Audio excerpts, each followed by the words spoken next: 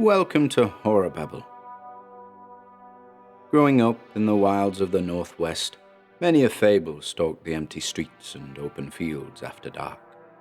One such story revolved around an abandoned public lavatory, known to us locals as the Blood Bogs. Bodies had been found in there, so the rumors went. So much blood was shed that it was impossible to clean up, and so the lavatories were closed, locked up tight. What it really was that led to the closure of those toilets, I haven't a clue. But the myth was sure potent enough to keep us youngsters away from the place. Regardless, I was inspired to pen a short story on the subject this month. And without further ado, this is The Blood Bogs. I hope you enjoy it.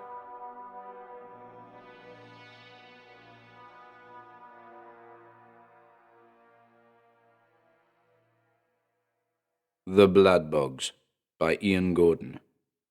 With thanks to our producers, Ashley Lindsay, Robert Daniel Pickard, and Camerin Seigars.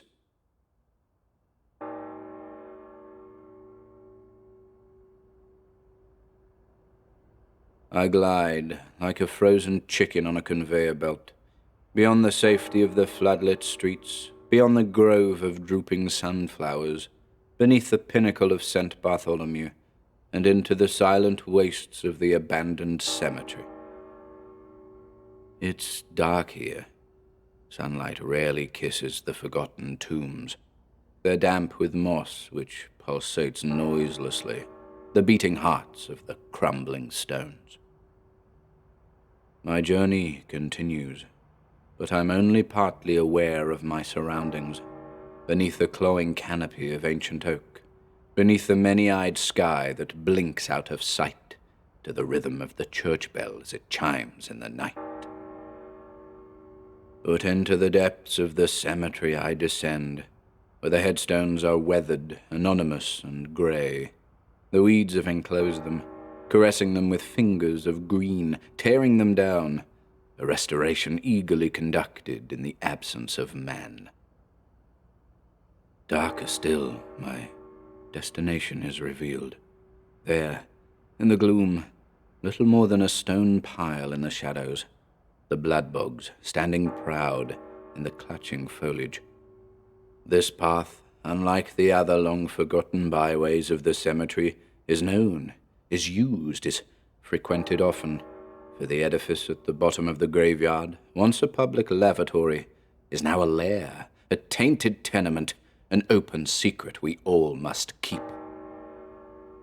My eyes are wide, my mouth agape, my heart it races, but still I'm drawn in the direction of the Blood Bogs.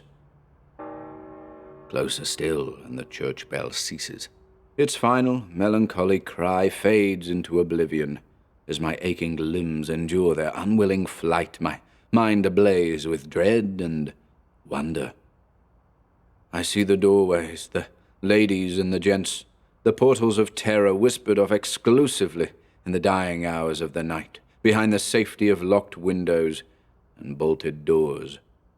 And just as legend has it, the door to the gents is ajar, the slightest glow of some unearthly light beckoning those in its immediate vicinity. And the legend tells of a shade, man or woman nobody knows, a hunter, a predator, a creature of the night set to stalk this old town from time to time in search of blood. The blood letter of Bolton, they call it. The blood letter is a seducer, continues the legend. Out it creeps at that time of the night, calling to those who might hear it, calling to those who might not, and those who are unfortunate enough to answer its call are inexplicably drawn to the Blood Bogs to partake in the bloodletting. To what end this being carries out its ghastly practice, none can say, but the bloodletting continues. Cases of the missing are numerous. Gone to the Blood Bogs, the old-timers say, and tonight I fear they may be right. I'm at the threshold now. The scene is utterly still. Vapor hangs in the air above the building. My skin is moist to the touch, just how the bloodletter likes it. The door opens before me. The dim glow meets my gaze, but it's the smell that steals my attention. Faintly sweet, with a hint of metal. Blood. Gallons of blood.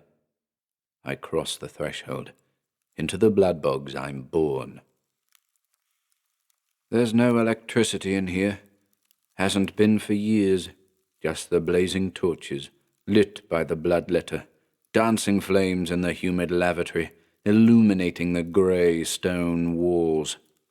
Only two sounds meet my ears. The crackle of the flames and the dripping. The steady drip, drip, drip is disconcerting.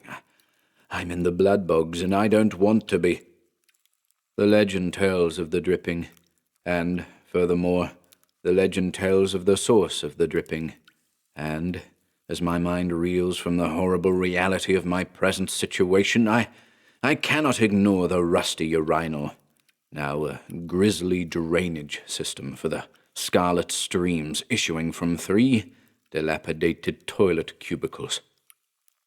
2 of them are closed, but the third, the leftmost in this monstrous chamber, is open. Within, suspended above the soiled bowl, a blood-stained, upturned meat hook awaits my arrival.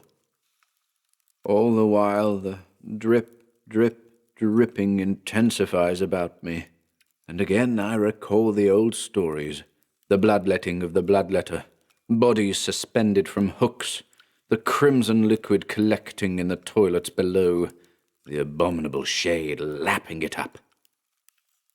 Once more, like the chicken on the belted checkout, I glide in the direction of the leftmost cubicle, the one with the open door, the one with the no longer stainless steel meat hook. And now, in mid-air, I'm rotating, very slowly, until I'm face to face with my captor. Finally, I realize that I'm a reluctant participant in a gruesome tradition. The bloodletter has brought me here, and it wishes to drink from my veins. I study the creature minutely. It's difficult to describe. I see little more than a blur, a mass of iridescent color, its shapeless, translucent appendages lifting me above what appears to be a conical head. Looking at it is like looking at a face under water, and beneath that luminous surface is a gaping maw, a black disk, and I know that it'll use that mouth to consume whatever it can squeeze out of me tonight. Into the cubicle I'm carried, and onto the hook I'm placed. There's a sharp pain as the steel pierces my spine, but it passes quickly. I'm numb from the shoulders down, but I can hear another drip, drip, drip below me. The bloodletter studies me for a moment before retreating into the shadows. I answered its call, and now I must pay the price. Beyond the safety of the floodlit streets, beyond the grove of drooping sunflowers, beneath the pinnacle of St. Bartholomew, in the silent wastes of the abandoned cemetery, I hang from a meat hook in the Blood Bogs. Quietly, I bleed.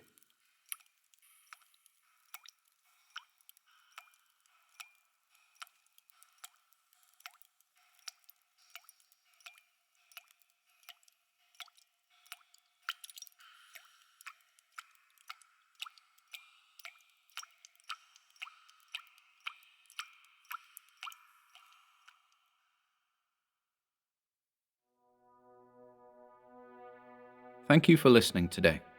If you'd like to support our work here at HorrorBabble, be sure to check out the video description below, where you'll find links to our Bandcamp and Patreon pages, our merch store over at Teespring, and further information relating to our releases on Audible, iTunes, and Spotify. And until next time,